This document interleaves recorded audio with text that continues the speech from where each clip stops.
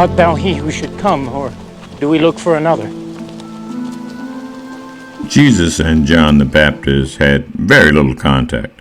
John was arrested early in Jesus' ministry, so any opportunity for contact after his imprisonment was limited to reports from his disciples as to what Jesus was teaching and doing. Jesus and John knew their respective roles in God's plan. As John's disciples were leaving from a conversation with Jesus, Jesus felt compelled to defend John's integrity.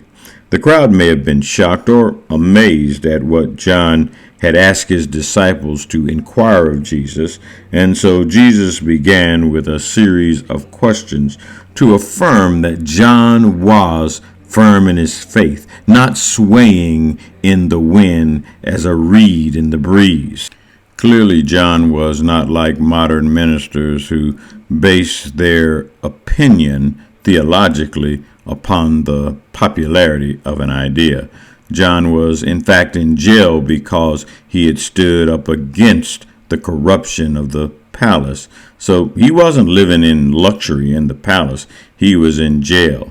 And Jesus wanted to disarm the crowd of their suspicion and questions. John was a prophet in every sense of the word. In fact, he was more than a prophet, because John was prophesied about in the Old Testament as the one who would announce the inauguration of the day of Yahweh. Jesus reminds the people of the words of the last prophet Malachi, who wrote, "I will send my messenger ahead of you, who will prepare your way before you."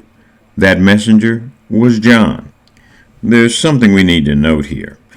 Jesus changed the pronoun that Malachi used from me, meaning Yahweh in Malachi's writings, to you, meaning Jesus in Jesus' pronouncement. The coming of Yahweh and the announcement of it would come through a messenger. Jesus wanted his audience to be clear, and so he changed the pronouns in the way he used it. He affirmed that John the Baptist was the messenger preparing the way for Yahweh, so that meant that Jesus was Yahweh in the flesh, God incarnate, who was coming into the world. John was greater than other prophets before him because he could point unambiguously to Jesus as the Messiah.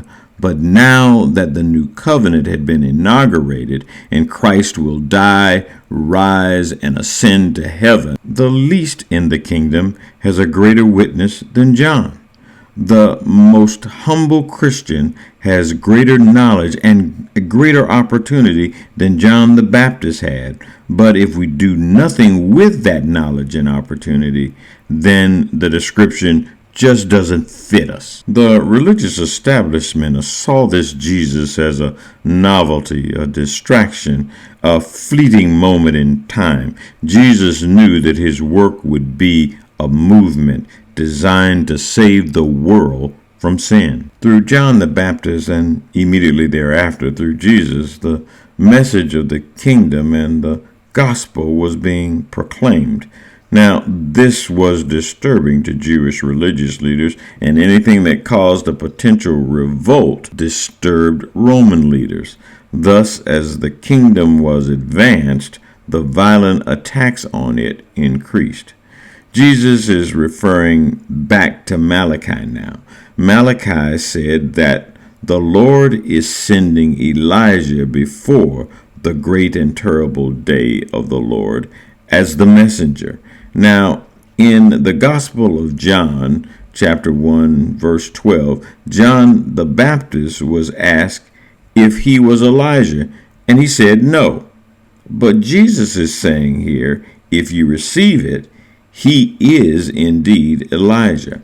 John may have been perplexed on how things were going to work out. While John was not indeed Elijah, Jesus was saying that John fulfilled the predictions of Elijah, who was preparing the way for the Messiah. Jesus compared this generation to children playing in the market, fickle, who just want things to go their way and who will just not be satisfied. Matthew notes, he indicated we play flutes for this generation, but they do not accept the music and they do not dance.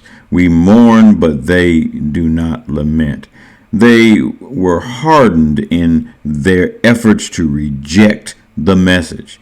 Jesus noted that John did not eat normally or drink wine and demanded that they repent, but they did not repent, and they pointed out his oddities and said he had demons. Jesus came eating and drinking as if to celebrate life in the way they did, but because he ate with sinners and tax collectors, they said that he was a glutton and a drunkard.